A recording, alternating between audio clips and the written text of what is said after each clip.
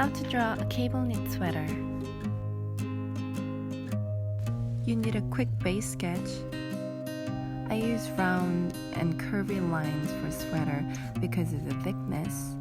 Actually, you don't really need a blender because you're gonna block whole thing. It's mostly based on the color pencil techniques. Wait for a few seconds to dry. And add some shades and do the ribs at the cuffs and hem.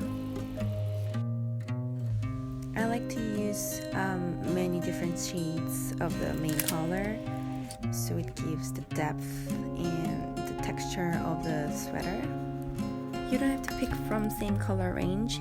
You can use totally different color for shading, and it gives more dimension to the garment.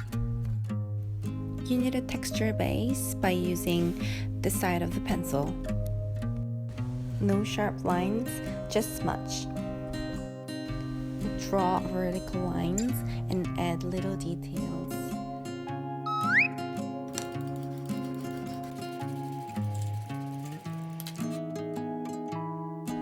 This is the most realistic way to draw a jersey.